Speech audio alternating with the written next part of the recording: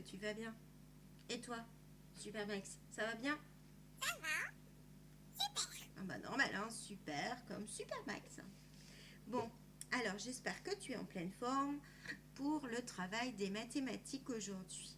Nous allons voir des problèmes qui parlent de prix. Alors quand je te dis prix, tu penses à euros, exact. Donc nous allons tout d'abord voir une vidéo, la petite vidéo du fichier, et ensuite nous travaillerons dans le fichier. Tu peux, si tu as besoin, utiliser ce que tu as détaché avec papa ou maman, les petites pièces et les billets. Ça peut t'aider si tu souhaites. Ou bien ton ardoise aussi, tu peux dessiner tout ça. Est-ce que tu es prêt pour la vidéo? Oui! C'est à toi que je parle. Oh. Mais non, mais c'est pas à toi que je parle, c'est aux copains. D'accord. Mais est-ce que toi, Super Max, tu es prêt? Oui. Bon, c'est déjà ça. Alors, on y va pour la vidéo d'aujourd'hui. Module 8. Manipuler la monnaie. Résoudre des problèmes impliquant des prix. Sous-compétence 1. Utiliser la monnaie pour calculer des sommes. Pilou a 20 euros.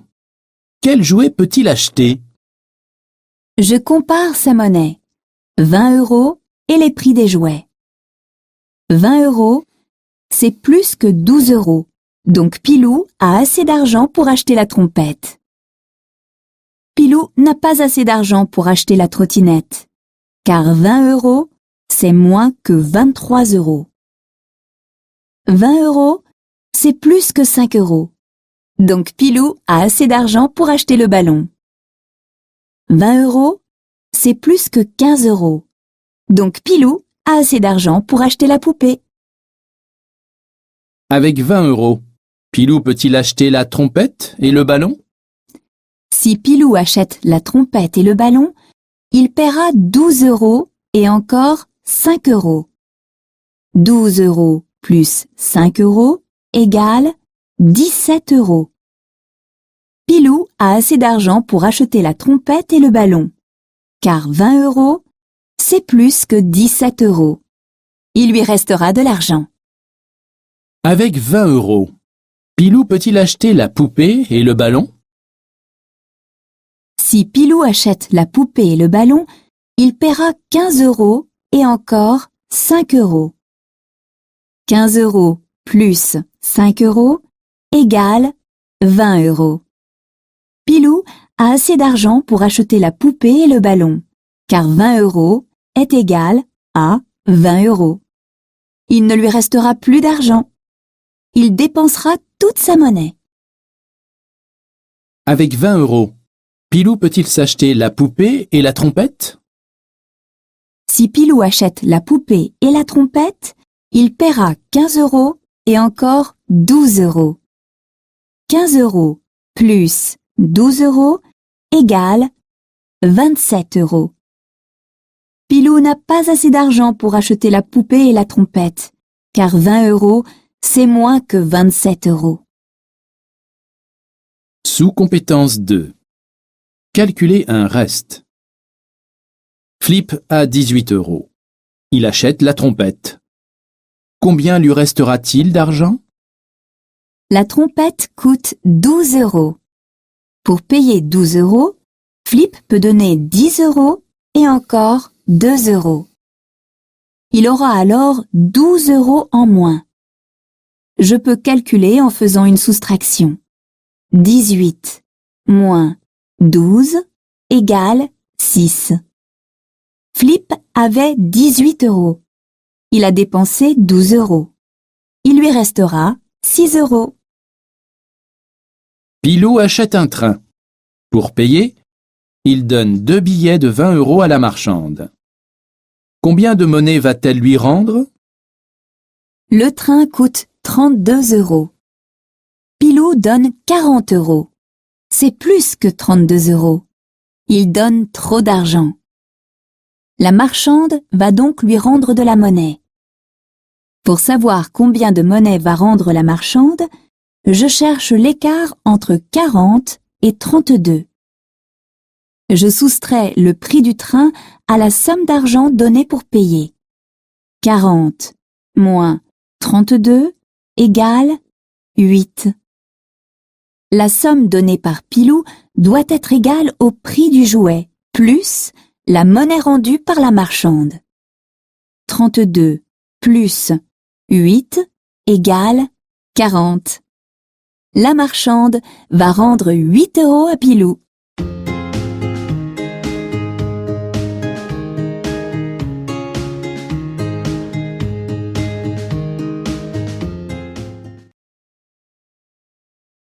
Nous voici à la page 128 et à la page 129 du fichier de maths. Résoudre des problèmes impliquant des prix.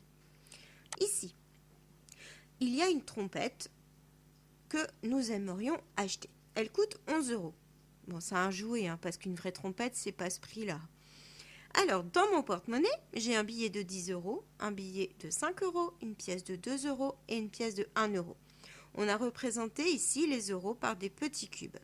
Ça te montre la valeur, d'accord, d'un billet. Un billet, c'est pas 1 €, mais là, on lit 10. Donc, on a mis 10 petits cubes. Là, on a mis 5, puisque c'est 5 €.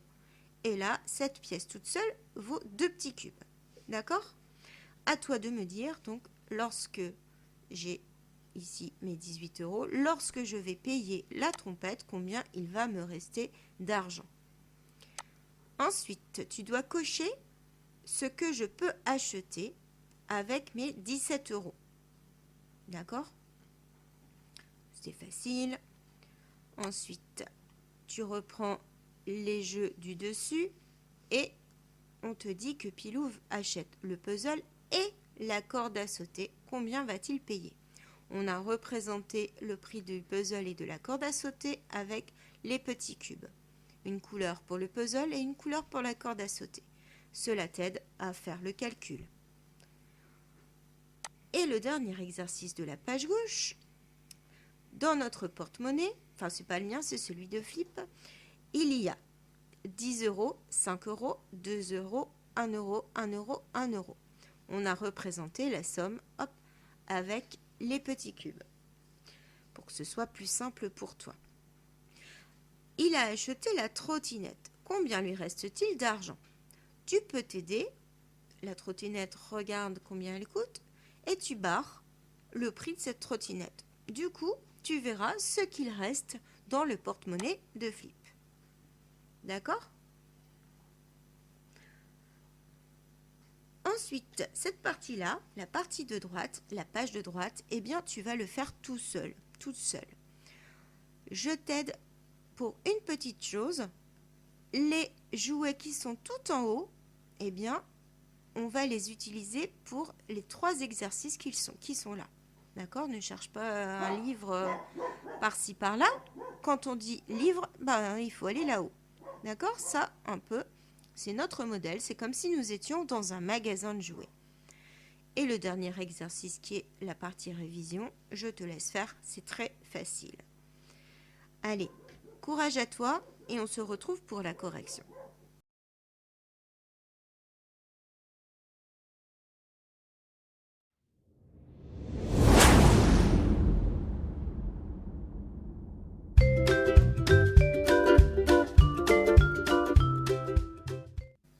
Nous voici donc à la page 128-129 dans le fichier de maths. Résoudre des problèmes impliquant des prix. Apprenons ensemble. La trompette coûte 11 €. On doit entourer la monnaie pour payer cette trompette. Dans 11, est-ce que je peux prendre un billet de 10? Oui. Donc je l'entoure. Maintenant, tu as peut-être entouré le billet de 5, mais ça ne marche pas. Il en aurait fallu un deuxième pour pouvoir aller jusque 10. Alors, est-ce que c'est bon, je peux payer la trompette? Non, il manque 1 € que je vais entourer aussi. Les 18 € que j'ai au départ dans mon porte-monnaie, j'enlève 11 et je trouve 7. Il restera donc 7 € dans mon porte-monnaie. Pilou a 17 €. Coche chaque jouet qu'il peut acheter. 18 €. Est-ce qu'il peut acheter la trottinette? Non, puisque 18 est plus grand que 17. Il lui manque 1 €. Mais la locomotive, il peut la payer. 13 € est plus petit que 17, donc je peux acheter. Est-ce que le puzzle, Pilou peut l'acheter? Eh bien oui, 8 est plus petit que 17. Et 3 €, je peux l'acheter aussi. Pilou achète le puzzle et la corde à sauter. Combien va-t-il payer? Alors, le puzzle, il coûtait 8 € et la corde à sauter 3 €. 8 € plus 3 €, 8 plus 3 égale 11. Pilou va donc payer 11 €. Voici l'argent de Flip. Alors, Flip, si on compte bien, 10 plus 5, ça fait 15. 15 plus 2, cela fait 17. Plus 3, 20. Si je regarde les petits cubes ici, il m'aidait. Je vois bien qu'il y a 20 petits cubes qui représentent les euros, 20 €. Il a acheté la trottinette. Est-ce que tu te souviens du prix de la trottinette? C'était 18 €. 18 € pour une trottinette. C'est pas cher, hein? Donc, combien va-t-il lui rester d'argent? Je fais les 20 € du porte-monnaie, moins les 18 € que je donne au marchand de jouets. Il me reste 2 €.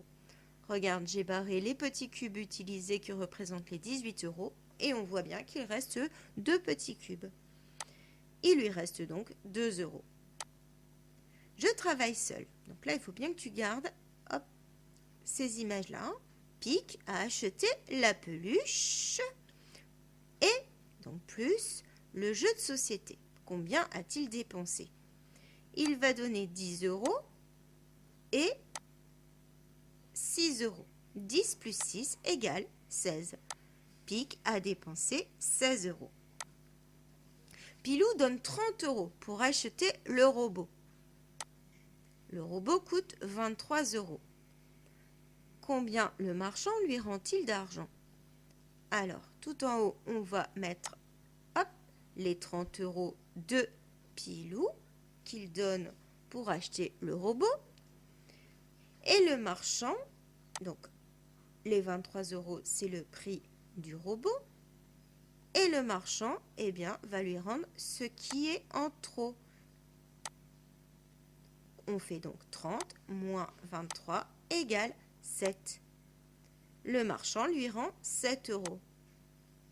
Flip a acheté le livre. Il lui reste 2 €. Combien d'argent avait-il avant son achat? C'est là où c'est un petit peu plus compliqué. Alors, le livre, il coûte 7 €. D'accord? Il a 7 €. Plus 2 égale 9. Il a pu payer 7 € et il a encore 2 €. Donc au départ, il en avait 9 des euros. D'accord? Dernier exercice de révision. Compte les billes des enfants et entoure l'enfant qui a le plus de billes. Alors, la petite fille a 4 dizaines de billes, ce qui fait 40. Et des unités, ici, 1, 2, 3, 4, 5, 6, 7, 8, 9. Elle a donc 49 billes. Le petit garçon, lui, a 6 dizaines de billes, c'est-à-dire 60 billes. Et 5 à côté, qui ne sont pas dans les sacs de 10. On a donc 65. Il a 65 billes. Quel est le nombre le plus grand? 49 ou 65? 65. Donc, j'entoure le petit garçon. Et voilà pour aujourd'hui, pour les problèmes impliquant des prix. J'espère que tout va bien.